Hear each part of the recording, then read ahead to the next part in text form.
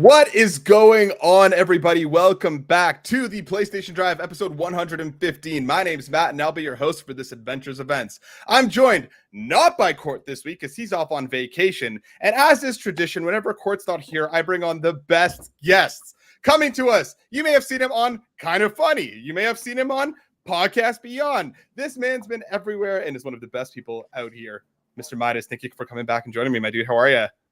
Firstly, thank you so much for having me back on the only drive that I need to be on, the only drive that is out here, the only drive you need to be on, the one and only PlayStation Drive. Secondly, hearing you say all of the stuff, the shows that I've been on, is still like I said to you, still throws me and still kind of getting my mind around it. And yeah, I'm good. I just come from seeing the Teenage Mutant Ninja Turtles movie, which I told you, like, I literally didn't get to see the end.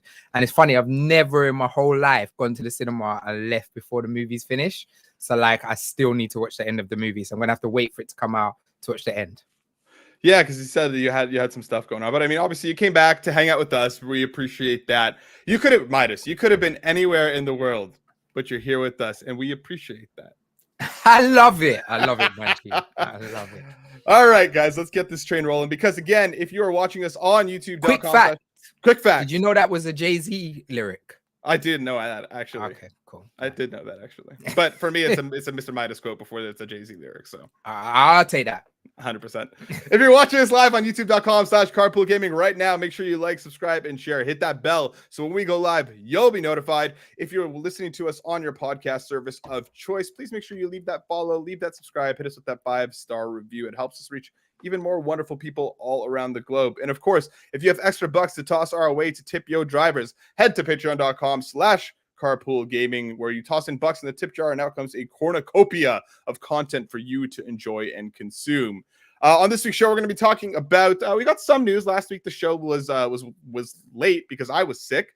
So we're back on schedule now because we had to get Mr. Midas on here. So we got a bit of news. We're going to talk a little bit of Assassin's Creed, a little bit of Modern Warfare, but then Mr. Midas and I are going to break down the best RPGs on the PS5 before wrapping up with a whole bunch of questions.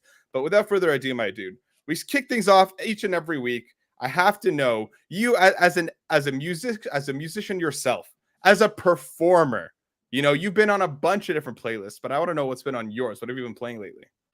So I've just recently finished Final Fantasy 16, and nice. Yeah, gas mode, that proper had me like, it's so weird. I feel like that game is two different games. Now I feel that game is 3 games put into one game. Like it goes to 3 different places, but the end was like epic. So I proper enjoyed that.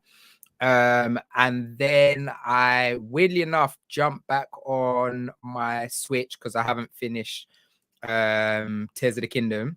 So nice. I've been like wrapping up Tears of the Kingdom. And then, as you know, I've been like, I love me some remote play.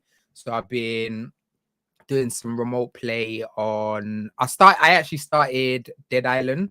Okay. Because I haven't played it before. So I started Dead Island on PS5, but I was doing it remote play on my G Cloud. So yeah, that's what's been running in the playlist. What about you? Well, I have to ask first. Hold on. How is the G Cloud? How is the remote play experience? Because I have it running on my deck, and it's not the greatest. I've tried to run it on my computer, and again, it was okay. I didn't find it. I literally just upgraded my internet over the weekend, so I'm going to give it another go. But how are you finding the remote play on the G Cloud? Because obviously with Project Q come in, and obviously there's a lot of people who are really back and forth on that. How do you find remote play so far? So remote play is a huge part of my life. Like I used to remote play a lot of RPGs, especially turn-based RPGs on my MacBook, but I found the latency was really bad. So that's why I could only do RPGs that were turn-based. I couldn't do anything real time. Matt, I played about 15 hours of FF16 on my G Cloud. Really?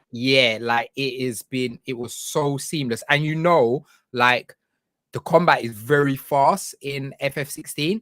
And I was able to play it without any issues at all, no latency issues. I'm really surprised but I think it's because, and this is why I know everyone wants the Project Q to be a handheld device. But I think the reason why Sony are like, no, we're making this remote play only is the same thing with the with the G Cloud. It is so good at doing remote play because it doesn't do everything else. Like the battery life is forever.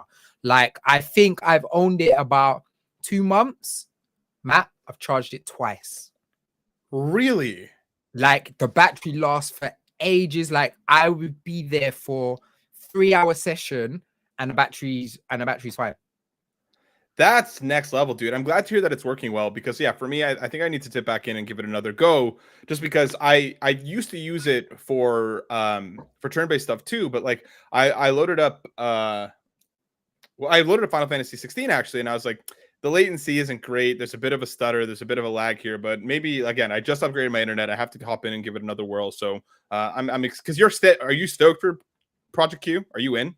Yeah. I'm one of the few people who are super sick. Like I said, I use remote play a lot, and to have a remote play, one of the things that I dislike about my service right now is like I have to switch my DualSense on, put it off in the background, and then I play.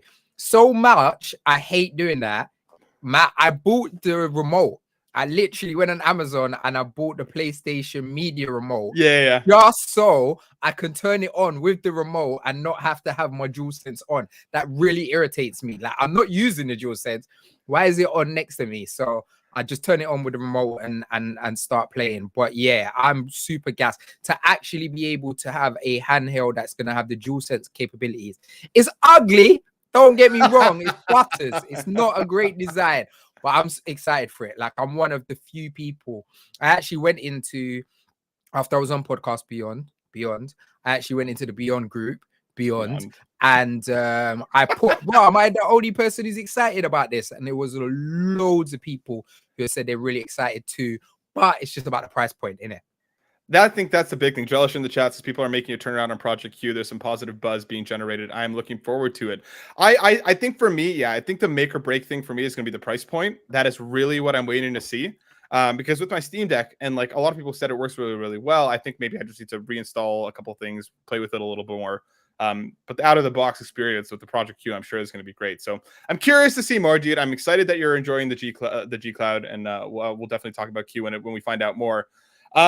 As for myself, I've been playing. I finished Coast before I mentioned. I hopped into Trails of into Reverie. It is fantastic so far. It basically splits out 3 different protagonists, so you choose which line you want to be playing through up until you reach a certain point, and then you have to progress to the rest of the lines to see what's happening. Because obviously, as it is with Trails, everybody's in different locations, but it's all connected as things are happening. Not the game to hop in with. This is like the end game. This is like the massive ending of everything that's come up until now. So not the time to hop in, but it's awesome. Strongly suggest going back and playing the ones leading up to it if you're looking for like one of the best RPG experiences out here. Hopped into we did actually a community tournament with Walkabout Mini Golf VR. Huge shout out to the devs. We had Court and Seth had an interview with them last week that went live, so make sure you go catch that on the channel if you missed it. But they also supplied us some codes to give away, so we gave out some codes in the Discord and on Twitter. And we did a little community tournament on Sunday, and that was a ton of fun. There was like 5 or 6 of us playing. It was a total blast. Shout out to Bowsah for taking home the crown for this round. That game is just a blast. We played this level where it's like there was constantly gravity switches. So like in the level itself, it looked like it was like Inception, Doctor Strange with like the city folding in on itself. And like we were literally like putting overhead off the walls and everything. It was a wild time, but it's a ton of fun. And dude, as someone who's never played anything Baldur's Gate before, Baldur's Gate 3 has me constantly thinking about it. Playing it on Steam Deck, and it is awesome. Like, go ahead. Oh, I was gonna say, so I haven't played it yet.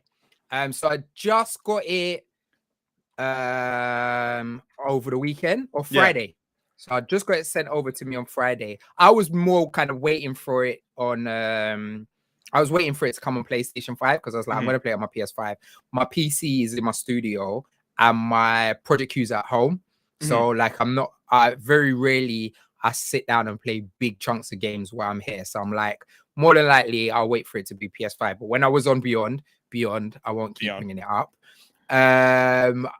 They like Jada kind of got me gassed about it. Then I was hearing these rumors about sleeping with bears and things like that. And like everyone's got me amped about this game. And it's so weird because there's games that just break through the masses. Like Persona 5 is a game where most people would never talk about a Persona game, but that just broke through and everyone went crazy about it. Elden Ring is another example. People who weren't even into those kind of Souls-esque games, like that broke through. And I feel like Baldur's Gate is doing that same thing. It's got people gassed and got people interested. Like one of my brethren hit me up. He was like, oh yeah, tell me about this Baldur's Gate. I'm like, fam, you are not a D&D guy. Like how do you even know about this game?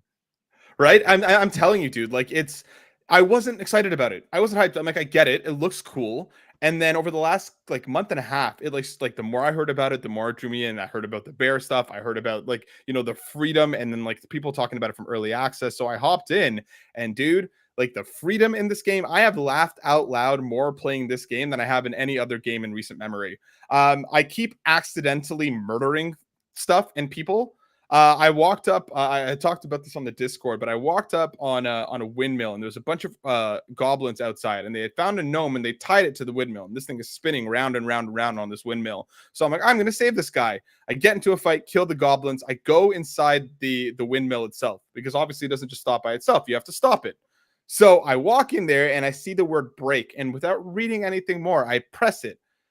Tell me how I released the brake. The windmill speeds up. The gnome goes flying off, and I accidentally killed it.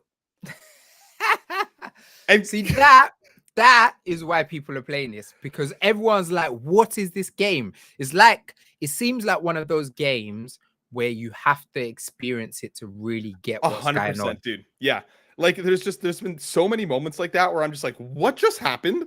Are you serious?" It's a ton of fun. I was on another quest line where I had to take down like 3 of these like bosses that were in this area, and like one of them was like super strong. I was like, what do I do with this thing? I threw a poison cloud at it. It ran closer to this, like I wasn't even in battle. It was just chilling. It runs over to like by a pit. I go into hiding and I shot an explosive arrow right beside its feet, send it flying into the pit. It dies immediately. I was hiding, so nobody suspected it was me. I didn't get in any trouble because I hit the ground beside it, not the character itself. It's just like, dude, like there's so many ways to like tackle a problem or figure something out. Midas, like I like D&D. I played a bunch of it, but this is one of those games that's like, it's like right behind Hogwarts Legacy now on concurrent, like peak concurrence on Steam. It's the highest rated game of the year. It's in the top 10 on Metacritic of all time. Like that's it's mad. And if you said to most gamers, "Oh, would you play a D&D game?" People be like, 100%. No. I almost feel like it's not even being marketed as a D&D game. I feel like people are just like, "Oh, what is this?" They don't even know it's part of the D&D world. But one of the things I'm hearing a lot is people saying they love an experience and they love the combat, they love the experiences, they love the characters, but not everyone's crazy about the combat. How are you finding that? I love it personally, just because, like, again, you and I are turn-based guys. We've done turn-based forever. So for me, I think the biggest thing about this game as a whole is that it is a lot to learn. The game doesn't teach you much, and it kind of expects you to learn things on your own. So there's a lot of, okay, what can I do? How can this work? And even combat, like I'm getting to the point now where I'm learning the characters. I have a party that I'm starting to like outside of the characters that you start with or might start with. It depends on whether you recruit them or not. It's starting to click more and more because I'm learning what I can and should be doing rather than just, I have a sword, I'm going to hit the enemy. Like the game, if you take the time to learn it, the combat's fantastic. If you don't, and all you're going to do is try and like spam spells, or if all you're going to do is just try and use your sword to smack the thing, it's going to overwhelm you just because it expects you to learn. If you don't take the time to learn what you're doing, the game is going to run through you, because I've had a couple encounters already, and I'm just playing on like the standard difficulty, that have kicked my butt up and down. So like, I like the combat, but you do have to learn it. Okay. All right. Yeah. Like I said, I'm already intrigued. I was going to wait for the PS5. What I think I'm going to do is, I think I'm going to just jump in, get a taster, but proper play it on when I get when the PS5 version comes out, because it seems like a couch game for me. It seems like I want to sit down at the TV and play Mm-hmm. it, or play it on either my Project Q or my G Cloud, whatever I'm remote playing on. Like, it seems that relaxation where sitting down at my gaming chair at a desk with a monitor, I don't know if that's the experience I want to play that game at. Mm-hmm. So I will give it a try, but I think I'll leave the proper experience for the PS5 release. When's the release anyway? September 6th or something. It's like early September, September 6th, Okay. September 8th, something like that. But So not yeah, far. dude, it's not far at all. I was with you. I was like, I'll wait for this on PS5. And then the more I heard about it, and I think you completely nailed it when you're talking about this being a breakthrough game. This will be a lot of people's, like it is mine, their first game like this, that there's so much you can do. And there's so much, like, it reminds me weirdly a lot of Tears in the Kingdom, just because and Breath of the Wild, in the way that, like, in those games, it's the physics system that you're able to really play with. If you can think about something, if you can find a creative solution to the problem, the game will let you do it. It's responsive. Baldur's Gate is that, but for, you know, the systems that it gives you. It's like, how can you get around a problem? How there are a bunch of different ways to handle this. How is your character spec? How are you doing it? That freedom and that creativity reminds me a lot of Breath of the Wild in that way. So I'm stoked to hear what you think, and I think you're right. A lot of people are going to really, really enjoy this. But without further ado, my dude, we got some news to talk about, and then we got to break down some RPGs, and we have a whole bunch of questions. So once people heard you were coming, the questions rolled in, my dude. So let's get this going with our first story, coming from VGC, written by Andy Robinson. As expected, it looks like Modern Warfare 3's beta will be coming to PlayStation first. Sony's long-standing marketing deal with the franchise is expected to end with this year's game. That's according to an Arabic trailer which appeared on the PlayStation YouTube channel as translated and spotted by Charlie Intel. Prior to the announcement of Microsoft's intention to acquire Activision Blizzard, the company had agreed to make another 3 Call of Duties available both on PlayStation and Xbox consoles. This year's Call of Duty entry is the last as part of Sony's long-standing marketing agreement, according to court documents. So it seems like the marketing deal is not over just yet, my dude. What do you think about the story? And do you think, how much more of this do you think we're going to see, if at all? First of all, like everyone, we're all fed up with this story. Yep.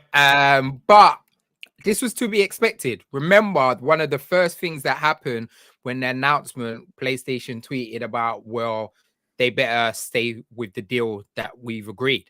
So this was already agreed. We already knew this was coming. I just think it's probably PlayStation's last flex as see it on our first, because COD makes Sony bare money in it. Like the amount of people who buy a PlayStation to play COD, play FIFA, play 2K. So yeah, it's just a smart move on their behalf. And the thing is, at the end of the day, Microsoft's just eating out of it. They're just going to make more money in it. Yeah, I think you're exactly right. Like, I think they're probably going to go hard because it's the last time that they really can for this foreseeable future. But yeah, I don't think this should be come as a surprise. I'm curious to see more about Modern Warfare 3.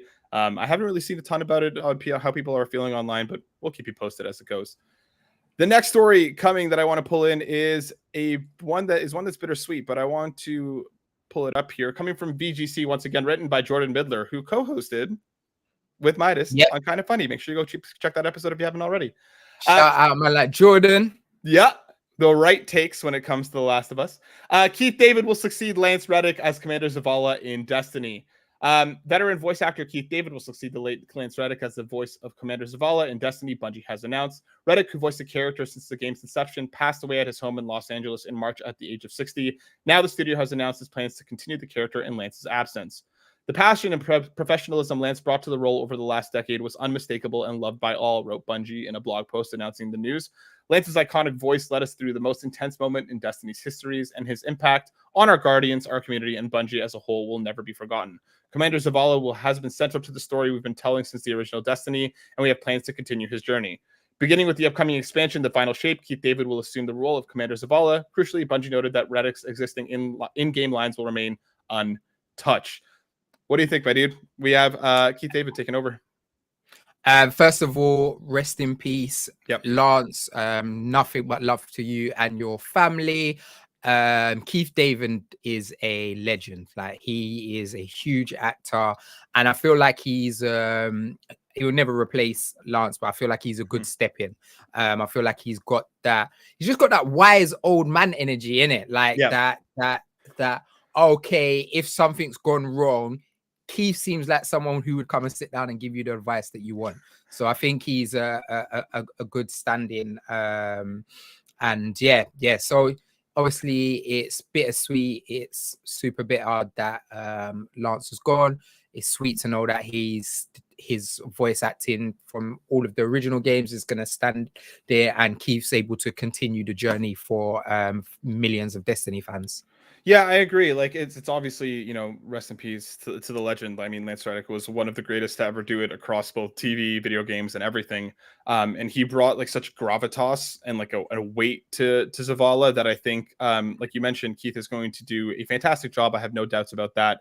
It's nice that they're keeping the lines he already recorded intact. So it's not like there's going to be, you know, they're not like re-recording stuff with Keith now. So I think it's a good way to honor the character, to honor Lance, and let them continue moving forward with the character, because yeah, I think Keith is a great person to step in to fill in the shoes. Coming on to our next story, coming from X. Good old X, coming from at Assassin's Creed. Assassin's Creed Mirage has gone gold and is coming out a week early. On behalf of the entire team, we can't wait for you to explore 9th century Baghdad with Bowsah. Your journey now starts on October 5th. Save the new date. Midas, my dude. Assassin's Creed Mirage is launching a week early. This isn't a delay. We don't usually get to talk about stories like this. Where's your hype level at on Mirage? Is this a day one for you? Firstly, I hope in that week early there's no leaks, because Assassin's Creed are like the leak kings. So we hope. I'm really looking forward to it. Like, I'm not super gassed, but I am looking forward to it a lot. Reason why I'm not super gassed is because when they showed Red, Assassin's Creed Red, which is like Fear of Japan, that's what I've always wanted from Assassin's Creed. So it's like you're showing me exactly what I want and giving me a little bit of a taster of something that's going to be fun. Kind of reminds me of when Final Fantasy 13 was coming out, and then they showed you Versus, and you're like, oh my god, that one looks super sick, but I'll play this for now. Yeah. I'm glad that it's going in a bit more of a traditional AC, and I really loved Valhalla. Like, I'm really into Vikings, so I proper like Valhalla. So to be able to continuation of that story within the characters within that world is super dope for me. And Matt, I'm most excited that it's a shorter game. Yes, I can just that's a Assassin's Creed game that's not 100 hours, because like some of these games, like me, I'm the RPG specialist. You know me, I love those games, but some of these games feel like they're just for end now. Like I'm getting like that a lot now. I don't know if that's old man syndrome, but I just feel like just end now. So I'm glad that it's shorter. How are you feeling? I'm with you. I think this is the most excited that I've been for an Assassin's Creed in a while, because it's shorter, because it's a return to form. I liked Valhalla, but I thought it was way too big and way too long. There was just too much there. So to kind of trim a lot of the bloat and give us like a tight, 12 to 15 hour experience, obviously more than that if you want to do everything. But I'm stoked. I think it looks cool. I'm glad they're giving us a little bit more breathing room before Spider-Man 2, because obviously that's just a couple of weeks after. So, this will be a great way to spend a weekend, rip through, do some Assassin stuff. I just wish we would get multiplayer back, dude. Like the classic Assassin's Creed 2 Brotherhood multiplayer was so good, and it's never been done like it. It's because Unity destroyed that.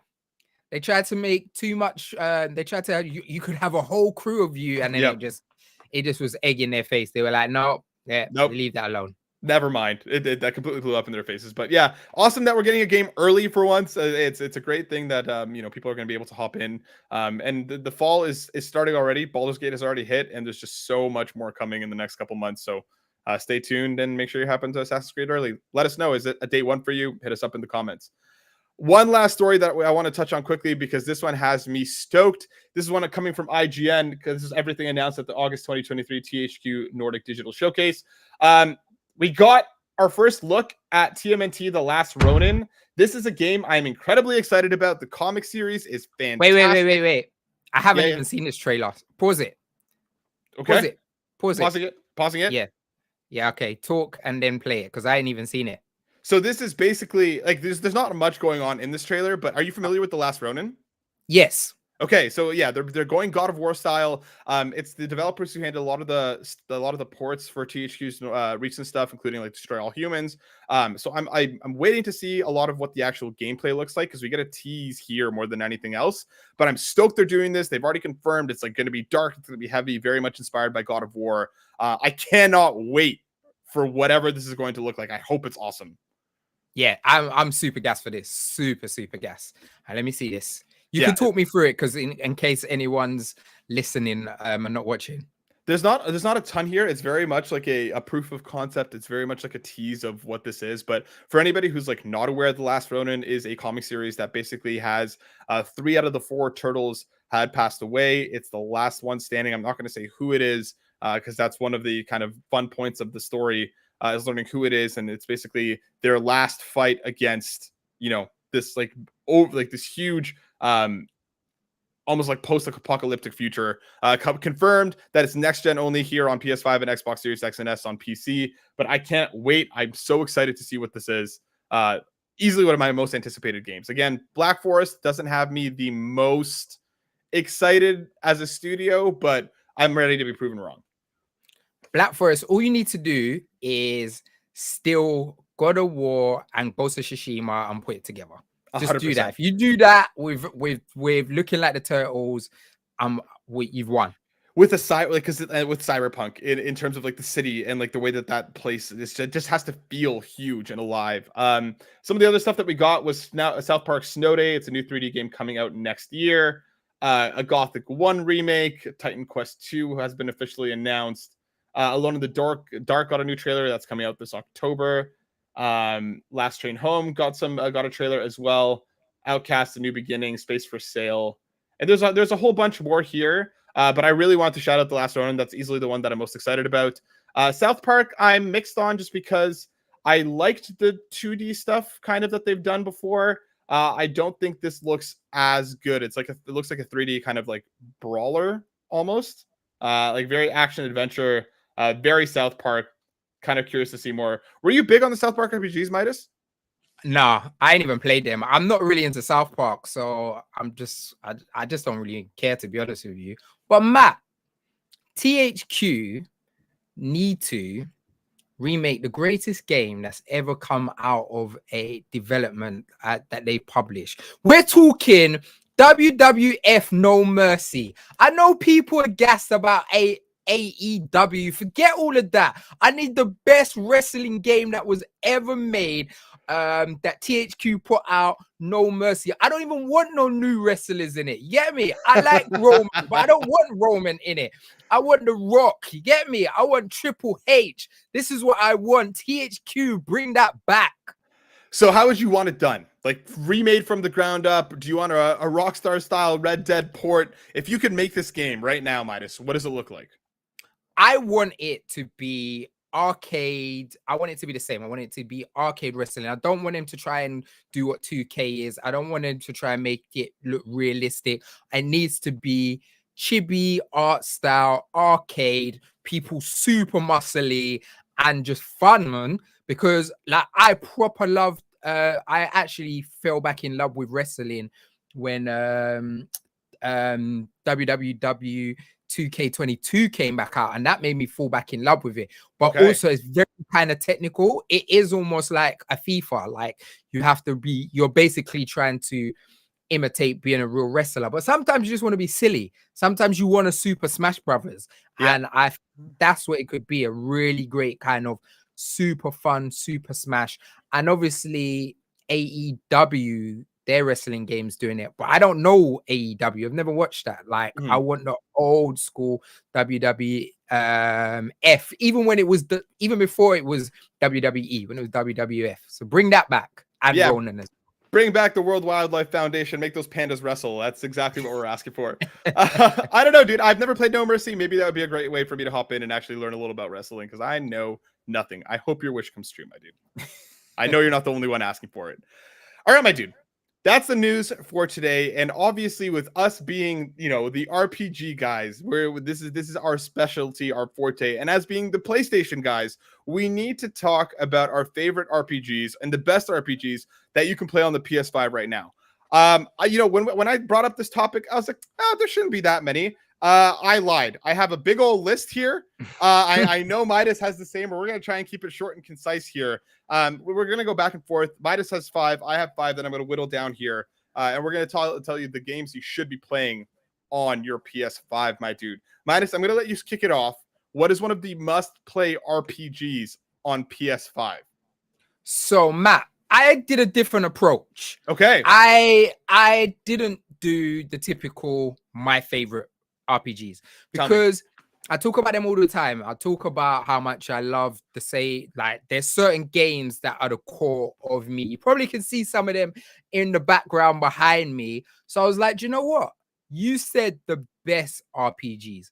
And I've spoken to so many gamers and I watch all the reviews and everything about some of the greatest games in that genre that have changed certain people's life. So there's 2 games in my list that I haven't played, but I've spoken to enough people about them and thingies. So the first one, this is going to throw you. This is not what you'd expect, is Disco Elysium. I have that on my list. Disco Elysium is how it started. And like I said, I haven't even played Disco Elysium, but the passion that people talk about this game is incredible. Like, first of all, I really love the visual art style, that kind of old school kind of comic book style. I'm blown away with the voice acting. The voice acting in that game is so good. And like, you know me, I'm a big RPG guy. I play a lot of Japanese role-playing games.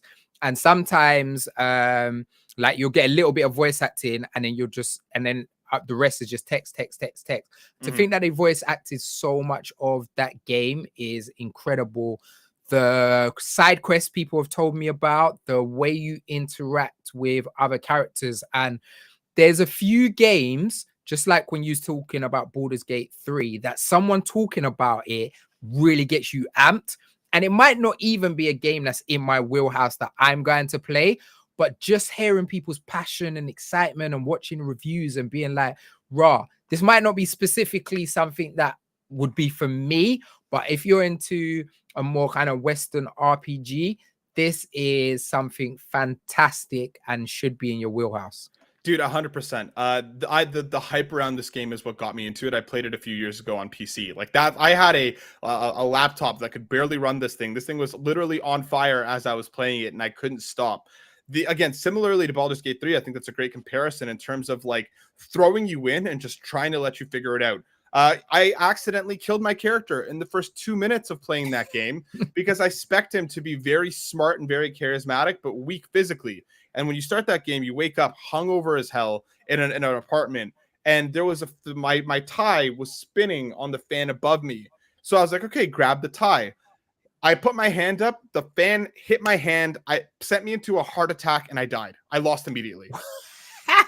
Because I should have turned the fan off before I reached for the tie. But again, like that game, just the amount of, you're 100% right with the voice acting and everything, but just how much of it you'll never see and never hear because of how much of like your choices genuinely matter. The side quests and your relationships with people genuinely matter. That is one of those games that's just once in a generation. Like, and unfortunately with everything that's going on at Zaum, I don't know if we'll ever get anything like that again with the second one. But like, yeah, that game is incredible, dude. That 100% needs to be on this list of the best RPGs on PS5. I know you was not expecting that from me. I wasn't at all, because I know it's not your thing. But dude, whenever there's a break in this massive season of ours that feels never ending now, you owe it to yourself to try that game because of how incredibly special it is. It is so good. It is so weird. It's definitely something that, like, with me as well, like sometimes I want to play something different. Like, I'm really excited about Immortals of Avium, which is like a magic kind of shooter. And it's just because it's different. Like, sometimes I just want to play a shooter because I've been playing so much action adventures, so much things. Like, sometimes I just want something, sometimes you just want to eat something different. Yeah. Like, not every day I eat West Indian food. So that's definitely something that's always on the, all right, one time where I've got nothing to play and I just want to jump into something different. That's something I will experience. 100%, dude. It is that good.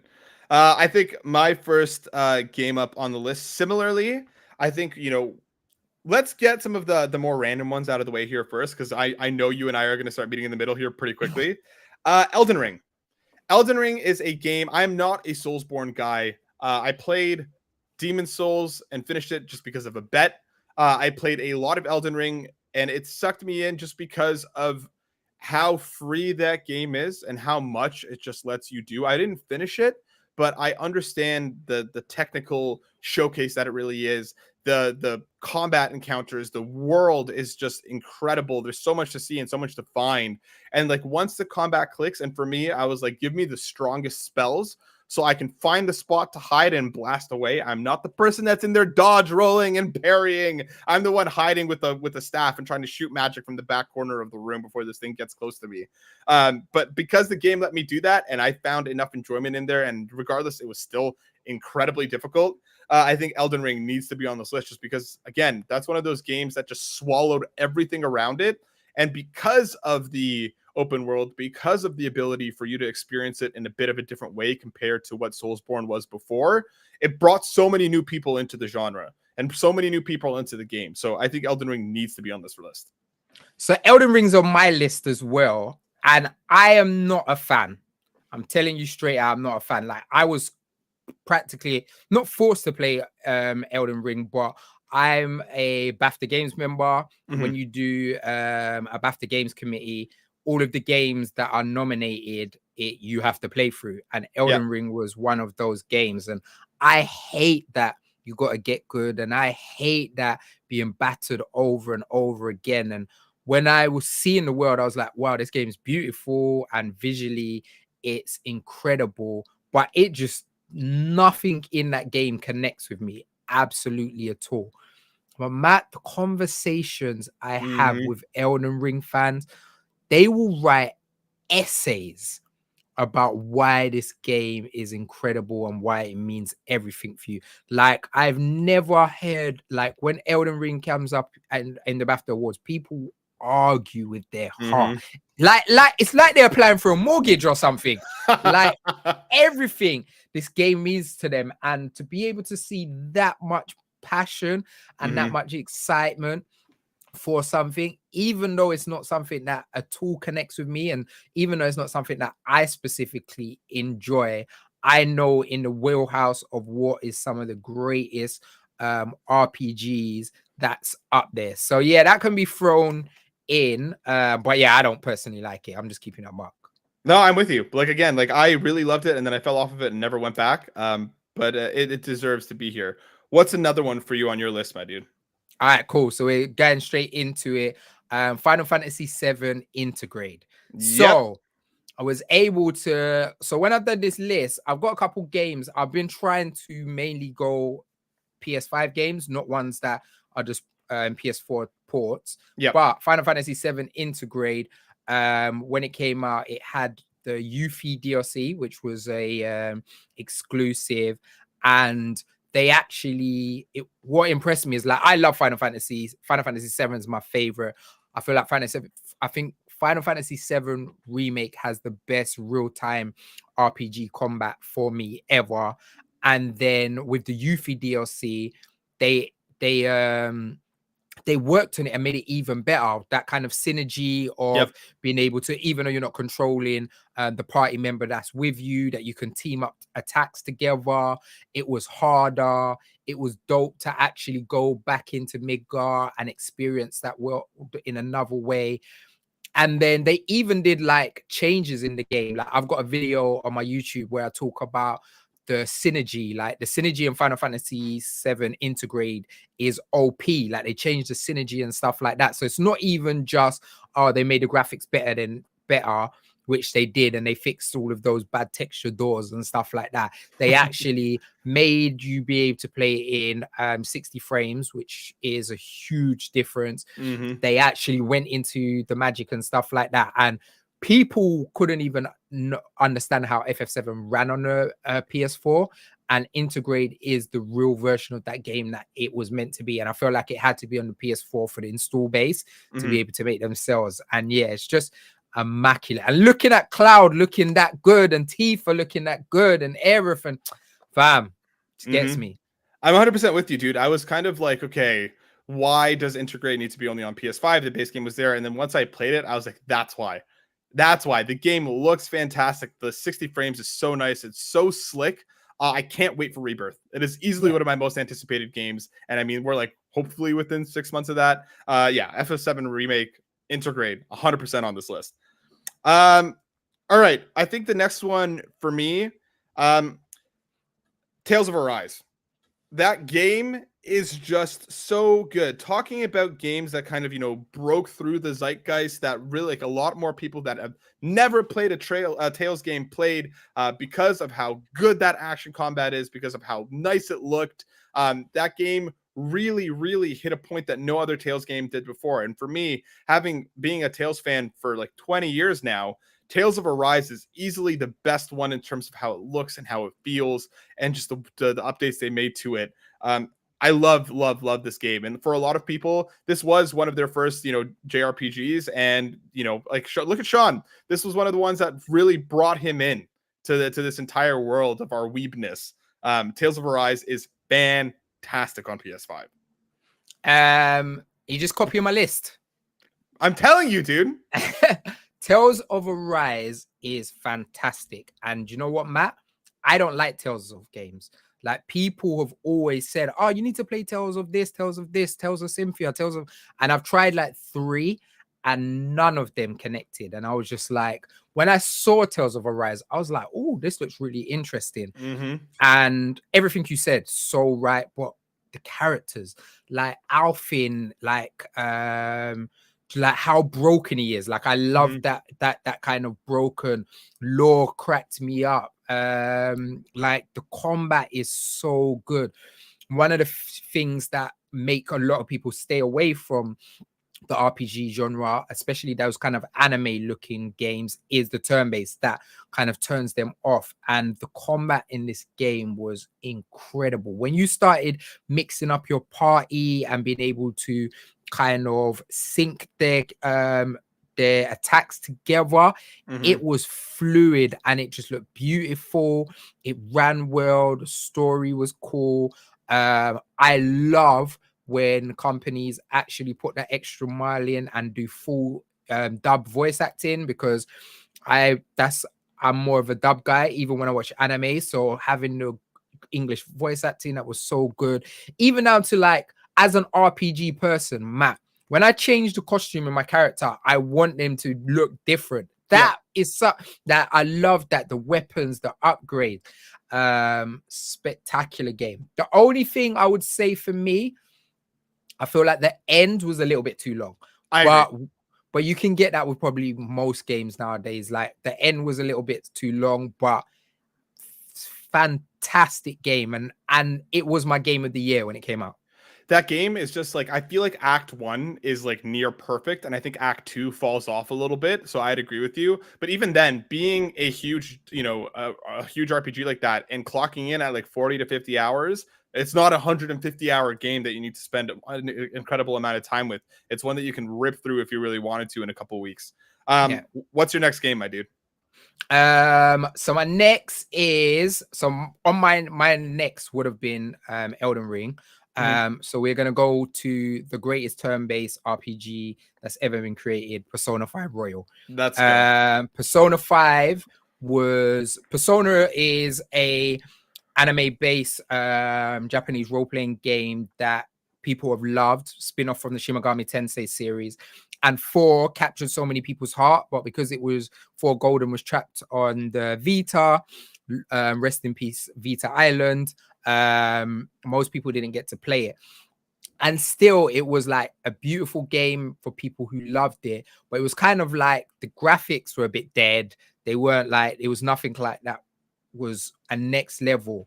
And there's nothing more exciting as a gamer to actually see the jump of the next generation of what a game can be. For me, it's very similar to the old school God of Wars to God of War 2018 reboot. Like, that jump between the two was immaculate. Like, the visual art style that they basically took, used Catherine for, as a training bed was incredible. And Persona 5 is a great game. Persona 5 Royal is excellent. Like the extra content in that game is so worth it. Matt, I've platinum Persona 5 Royal. I've completed the good ending, I've completed the bad ending, and I've completed the real ending. We're talking like over 100 hours deep. That game is everything. And I feel like it's the best turn-based combat ever made. I agree with you entirely. This is being one of my favorite games of all time, obviously on both of our lists. Persona 5 Royal is one of those, again, just broke through the noise. This game is incredible. The extra content is so genuinely surprising and not at all what I was expecting. And like everything that game adds onto what was already an incredible game is just so worthwhile. The new characters, the new areas, the extra semester is just all brilliant. And one of those things where if you've never played a Persona game, Persona 5 Royal is the best place to hop in. It's just genuinely incredible.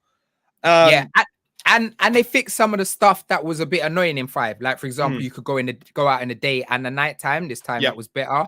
You didn't have to, in original vanilla, you had to friend the shogi player for you to be able to do baton pass, but they added that in straight away. My only gripe with that game, Matt, is to unlock the new semester. Like, you literally have to grow your friendship with the new party member really quickly, and it doesn't tell you that. And I remember, like, I don't like spoilers, so I wasn't looking, and I was like, actually, let me look what I need to do. And I was like, oh my god, I've only got 1 month. And then literally I was just spending time with those two. So I think they should have made that a little bit more obvious, because some people may have played it and been like, why is everyone going on about this? It's practically the same, and missed the whole new semester. I'm with you, dude. Like, I kind of realized a little bit late with the second person, because there's 2 people you need to get like as far as you can by a certain date. And that last month, again, I was spending like all my time with them trying to level them up. But yeah, and I still think that Haru's dungeon with the last boss in that dungeon is still ridiculous. Like the fact that like beating that boss in that dungeon is better on the hardest difficulty than it is on normal is just ridiculous. But well, they made it harder in Royal, and I don't get why, because it wasn't even that hard in 5. No, he wasn't that bad. And then in Royal, they just took it and just turned it up to a different level. But it is what it is. Yeah. The next game on my list, we're at 5 already, so let's kind of speed run a few more here to kind of get through the rest of our list here. Yakuza 7, Like a Dragon, is one of the best turn-based games I've ever played, for a series that was a action brawler to then completely change their battle system to give you an incredible story with endearing characters. Everything about that game is fantastic. And again, it was a lot of people's first Yakuza because of the Switch. And there's a lot that led up to it. And just the love that they put into that game. That game is incredible, runs fantastic on PS5, and it's one of my favorite JRPGs of all time. One of my favorite games of all time. Like, it's that good. Men in nappies, I'm not with it. That dude, you just gotta have fun with it.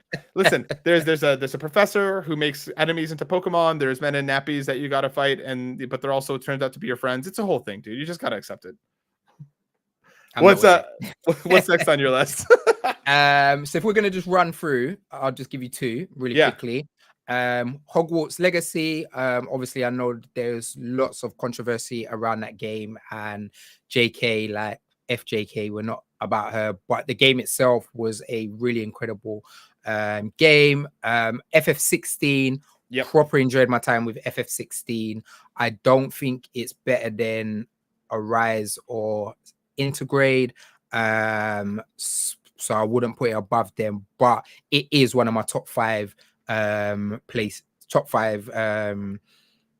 Fantasy games.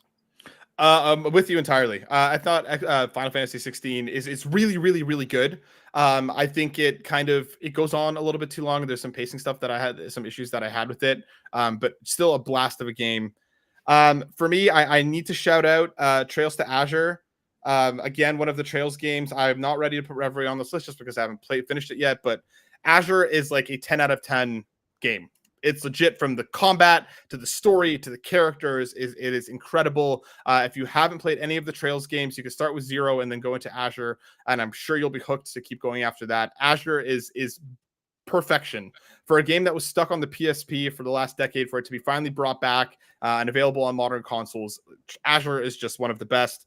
And then I think we have to shout out Horizon Forbidden West for being a Sony first party. It's a game that I think is a little bit too big, a little bit too bloated, but Aloy's a great character. That world is awesome. And of course, there's so many more that we could have touched on here. Final Fantasy 14, Diablo, Octopath. But I think that is a really, really strong top 10 for people to go in and check out, because there's so many. I feel like we're like kids in a candy shop nowadays, dude, with the amount of RPGs that are quality, incredible games for people to hop in and play, because there's way too many. Yeah, I think my last shout outs would have been Nier, yes, Octopath 2 and Horizon. And like Horizon for me is a game that's not spoken about enough. And it's mad because I don't even think of Horizon as an RPG. I think of it as an action adventure with RPG mechanics. And it's such a weird place that we're in now, because almost every action adventure has RPG mechanics. Yep. But incredible game. And I feel like it always comes out when something else comes out that's groundbreaking, and it's always kind of underdone. But like, I still have to rate them so much, going from Killzone to Horizon. And Ava is one of my favorite PlayStation mascots. Yep, 100%. Let us know, folks, what games did we miss? Obviously, there's so many on the PS5 that you can play now, but let us know some of your favorites in the comments. We had a bunch of people write in. The Muffin Mon wrote in and said, my favorite RPGs are on PS5 are Trails to Azure and Tales of Arise. Both games with fantastic party members, and which I believe to be the lifeblood of any great JRPG. 100%, without a doubt, Kev, you're right. Those two of the best. And we have a bunch of questions related to RPGs and everything else, so let's get into it. Because if you want your questions read on the show, make sure you hop over to the Discord and comment there, or there's a weekly X post that goes live, and let us know there as well. Just like Black Wyver did, who has questions for the show, specifically for Mr. Midas. Number 1, why are you avoiding Court Lalonde? Every time you're on, it's that episode where Court's gone. Actually, let's get this right. Matt invites me. So Matt invites me when Court's not around. He don't want Court around. He wants us to be able to talk about waifus. He wants that anime chat. He's not about Court. I'm just got to keep your buck. He wants me over Court. So what can I say? Listen, Court was like, oh, I'm not on the show this week. They picked a hockey player to be on NHL. Like, woo, big deal. Like, that's that. Like, I guess that's his waifus are the hockey players. Yeah. If you had to choose one, The Last of Us Part 1 versus Part 2, what would your answer be? We already know it's The Last of Us Part 1. That's why you don't want us on together, because you don't want us Last of Us tag teaming you. Yeah, because then at that point, I got to call in Nakachaka and the rest of the crew who actually know that the second one is better. Black Wyver's final question, he says, thanks as always, is what is your current game of the year that's currently playable on PlayStation? Oh, it is probably FF16 right now. FF16 is probably currently my PlayStation game of the year, and it is probably my game of the year so far. But it's been a good year. I feel like it's been a great year, but it's been a weird year. Like, there's been years where you know what the standout is. Like, it's not even a thought process where I'm going back and forth. Is it 16? Is it Tales of the Kingdom? It's probably going to be one of those. But on PlayStation, yeah, definitely be FF16. What about you? For me, like, honestly, it's I'm obsessed with Baldur's Gate right now. Like, it's not on PlayStation yet, but it's obviously coming in a couple of weeks. Final Fantasy 16 would be up there for me as well. But like, again, like Trails to Azure, I think is currently my game of the year just because of how incredible that game is, and the story and the world and the characters, and you can have it on PlayStation. Awesome Dave 1337 writes in and asks, how is it that the best RPG on the PS5 has been available to play on all PlayStation consoles? The game in question is, of course, Final Fantasy 8. I've never played 8, Midas, but how is 8 the best? No, it's not the best. You Final Fantasy 8 people need to chill. Do you know what? Final Fantasy 8 is a good game, but it's not like School is whiny as hell. He's like the most whiny guy when it comes to Final Fantasy. And people are like, oh yeah, Cloud's whiny too. No, Cloud's not whiny. Cloud's miserable. There's two different things. And The Buster Sword is the best weapon. Like, what is the gun blade? Why have you got a gun that is a sword that doesn't shoot? So you're just It doesn't shoot? It doesn't shoot. So it's a gun that's a blade, and you all it does is get more hype. Like the Final Fantasy VIII's got the most forgettable antagonist in any Final Fantasy game. Like, it was good at its time, but calm down. It's not that great. Calm down. I'll take your word for it. Nagachaka writes in and says, pretty sure I haven't asked this question before, which is shocking. But which team are you on when it comes to Final Fantasy VII Remake? Team Aerith, Team Tifa, Team Jesse, or Team Barrett? And why is the right answer Team Tifa? So did he say Final Fantasy VII Remake or Final Fantasy VII? 7 Remake. All right, cool. So Remake, you're completely right. It is Team Tifa. But I'm not going to lie. When I remember Final Fantasy OG, in my head, Aerith is Bae. Aerith is Cloud's wifey. That is how that game played to me. But fam, fall in love with Tifa. Not only is she gorgeous, she is just so kind and so humble. And love Aerith to death as well. But yeah, Team Tifa all day. Shout out Jesse as well. They did a great job with Jesse. Love me, Barrett as well. But when it comes to when it comes to our day and we're going to be sitting with that glistening stars in the background, it's got to be Tifa. Dude, 100%. Tifa is the best. Again, beautiful, kicks so much ass. She's such an incredible and awesome character. Nagachaka stays right. It is Team Tifa. Darth Stridius writes in and asks, can Final Fantasy 16 really be called an RPG? And why is it a faux RPG? Well, it's so weird because for me now, like, I feel like when people think of RPGs, they just think of stats. Where if we just think of stats, then God of War's an RPG. Then, all right, like every single game that has any kind of character stats now, like then Assassin's Creed is an RPG, and it's not. So I feel like RPGs have certain tendencies and things to them, and the whole action adventure and RPG thing is kind of merged. And I feel like what Square did is they tapped into a lot of the action adventure stuff and left some of the RPG stuff. But fam, when you're taking soup to people and you're delivering soup to people, like, that game is as RPG as it can be. Like, it's when you're a huge obviously summon that are called icons that are battling each other, which is like an anime Genshin mad movie. Like, you can't get more RPG than that. Like, it is so traditional, but they've removed so much of the RPG mechanics. So you're right, a lot of the RPG mechanics are not in there, but that game's an RPG. I don't care. Dude, I'm with you. And the thing is, RPG has kind of become more of an umbrella term nowadays. Like, you have your turn-based, you have your action RPGs. You have so much under the term RPG that it isn't just one thing anymore. It's not your classic turn-based, here's the anime story, here's the anime style looking of the game, which is what we grew up with. Nowadays, RPG has become so much more than that. I mean, Horizon can be classified as an action RPG. God of War could be categorized as an action RPG. There's a lot there that fits under that umbrella term now, and Final Fantasy 16 is 100% in there. But Awesome Dave in the chat, Midas, saying the gunblade does shoot. You have to press time and R1 press during combat with Squall. It doesn't shoot. No bullets come out of it. So it might, all of the shoot is you press R1 and it goes, all it does, it revs up the blade. Don't act like I ain't played the game, fam. Like, all you do is rev up the blade. No bullets come out. You can't shoot something that bullets don't come out of. Drellesh writes in with a whole bunch of questions that says, what are our favorite RPGs released in 2023 that you've started or played so far? I think we touched on this one. We both said Final Fantasy. Trails to Azure is up there with me. And he asks, I want to play Octopath Traveler 2 because I'm hearing great things about that.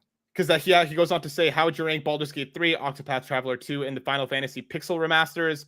Baldur's Gate 3 is probably number one for me right now. Octopath, I haven't played yet, but keep hearing incredible things. And I haven't played the Pixel remasters. Have you played any of those? No, but I tell you what, I have been playing Sea of Stars, the demo. I played the demo of Sea of Stars, and Sea of Stars demo was really, really good. Yep. And if they get it right, it could be like up there as one of the most incredible. Currently, it's got some issues and something, but it's a demo, so it's not really out. But that's what I'm excited about. I actually prefer the art style over Octopath. That game could really be something incredibly special, and we're just a couple weeks out from it too. Drellesh goes on to ask, Mr. Midas, having not had any experience in D&D before, do you think this hinders or adds to your experience playing games like Baldur's Gate 3 for the first time? Are you planning on rolling up another character later to check out how different events could unfold? Oh, it 100% hinders my experience because I feel like I don't know what's going on. When I was on Beyond, again, this is the last time I'm going to say it, Jada Griffin was explaining it and it was giving me a headache. I felt like I was in a science lecture and someone was telling me about polymers and things like that. I was so confused. So I feel like it's going to hinder my experience to a certain degree, but because I don't know about it, it's going to make me probably want to play it again and roll a different character. So I think not knowing about it makes me want to come back. Like FF16, I'm not going to go and play that again. Now, I know enough about Final Fantasy games. I got everything that I needed to. Yep. I've completed it and I'm done. We're not knowing about D&D. I'll probably be like, oh, actually, let me try that another way. Or I might even start and be like, I don't like how this character feels. Let me start again and roll something different. Especially because a lot of, I think that sense of discovery will be cool, being like, what does work? What can I do? How far can I push this? What are my possible actions? Because it's like, as somebody with, I have some experience, not a ton. I'm still learning. So I can imagine if somebody walks in there being like, I know exactly what I'm doing. I'm going to do this, and this. The game's fantastic. But that sense of learning in the game is something that I really enjoy. And Josh has one final question saying, do you think that Baldur's Gate has a small chance and beating Hogwarts Legacy this year when it comes to concurrent players on Steam? Will the PS5 launch push that number up as well as people might double dip across both platforms? Love the show, guys. Keep it up. Honestly, if you asked me this a month ago, I would have said, hell no. No way. It's not even going to touch it. But now I wouldn't be surprised. Like you said, there's games that that's one of the greatest things about games. Games have that magic touch of sometimes something comes out of nowhere that just connects with everyone, like Among Us, like something that just connects with everyone that no one ever expected. Flappy Birds. Who would have thought people was going to be able to sell their iPhone for $5,000 because it had Flappy Birds on it? Like there's things that just connect with people in a way that no marketing team can guess. So I feel like it could. I 100% think it could. Like, it's already not far behind it on Steam concurrence. Like, I think last time I looked, there was like a difference of like 50 or 60,000 or something like that. It may be more than that, but I think it was around there. I definitely think it could catch Hogwarts and overtake it. And especially like, as I think this game is going to have massive legs on top of it. Like, I feel like the more people hear about it, as people hop into PS5. Similarly, dude, a month ago, I would have said never. Now, like, shocked to say that it very well could. Couple questions left. Edward Varnell at the Boss Rush Network at that retro code asks, since PlayStation has gotten away from the RPG genre itself, why do you think, when it comes to first-party RPGs, Nintendo has been successful and Sony has not? Do you think Square and other third parties shown them the correct way to make one? No, I just feel like PlayStation don't have to because they're incredible at making third person really great action adventures, and everyone who makes incredible RPGs wants their RPGs to be on a PlayStation. So you're going to get a Sea of Stars, you're going to get the exclusive Persona games, you're going to get the exclusive Final Fantasy games. I don't feel like they need to because everyone's hammering to put their games on PlayStation's hardware. I think you're exactly right. I just don't think they see the need to it, especially how close they are with Square. I think Nintendo is really good at having a massive, diverse set of first-party games. But at the same time, I do feel like they all kind of fit in one wheelhouse. You know, it's a Nintendo game. Similar with PlayStation, like I feel like each one of them, like the big three, has their own kind of identity. And I just don't think PlayStation sees the need to invest in RPGs on their own. They'll borrow from them. We've seen it with God of War. We've seen it with Horizon. They'll make your RPG adjacent games. I just don't think that they're very much about the mass market, and I don't think that them making a turn-based specific this is an RPG game. I just don't know if they have the studio to even do that with. So I think it would take a lot more investment on their part that I don't think they want to do. Especially like you said. They already have some of the best and biggest on the platform, and they have fantastic relationships for years and years and years with the people that are making the best and the biggest RPGs. I don't think they see a need to kind of do that on their own. And honestly, as well, just Yep. lastly, I almost feel like the super successful RPGs almost stay away from the trope of their RPG. Like if you think about The Witcher Wild Hunt, like to hardcore gamers, that was kind of advertised as an RPG, but to mass media, that was just a action adventure. And same with Cyberpunk 2077, like to hardcore gamers, yes, this is an RPG, you can do that, but really the market into mass media was just like, this is just a shooter with a story. Yep. Yeah, 100%. Like they know what they're doing. They have those relationships. You know, why try and break the wheel? And our final question comes from Court Lalonde, at Court Lalonde over on X, who says, Mr. Midas, why do you only come on the show when I'm not there? Do you know what? It's just too much swag in it. You can't have so much swag in one episode. So like, you just have to be removed so I can bring some swag onto the set. You get me? 100%. Like again, the you two in the same room, I can't even imagine what it would be like. There'd be too much. Oh, The Last of Us Part 1's the best, when we all know Part 2's the best. But without further ado, my dude Midas, thank you for coming on with rocking with me. It is always a blast whenever we get to do anything together. Before we go, my dude, where can people find more of you? Just want to say, love the show. Super proud everything you've done, Matt. Like, just seeing your journey where I've known you and how much you've grown as a presenter is incredible. I love what you're doing with the PlayStation Drive. I love what everyone's doing at Carpool Gaming. So thank you for inviting me on again, and keep being great. Court, same to you. Keep being great. I've had you both on my podcast, Too Many Games. Make sure everyone checks that out. But if you want to find me, I am on everywhere on YouTube, youtube.com/Mr. Midas Games. We're working towards 5K. We want to hit 5K by the end of the year. So make sure you show some support and hit that sub. You can find us on Twitter, aka X. I'm doing loads of videos on TikTok, on Instagram. Everything's Mr. Midas Games. And it's been a pleasure to be rolling with you again. Like always, make sure you go find Mr. Midas in all of the fantastic places, some of the best content you can catch on this worldwide web of ours. And of course, before we go, we have to thank our wonderful patrons who, without you, we could not do this each and every day. We appreciate you all very, very much. But we have to shout out Miles of Amanda, who has joined us at the exclusive tier, welcoming in PEJEEP at the gold member tier. And of course, our ultimate producer is Robbie Bobby Miller, who you can find at twitch.tv/Robbie Bobby Miller. Tony Baker, who you can find at youtube.com/quest4pixels. Jonathan Brown, find his link tree at pme.jib. Mr. Lee Navarro, who's the fearless leader of the Phoenix Overdrive Extra Life team, who you can find at phoenixoverdrive.com. And of course, Trucker Sloth.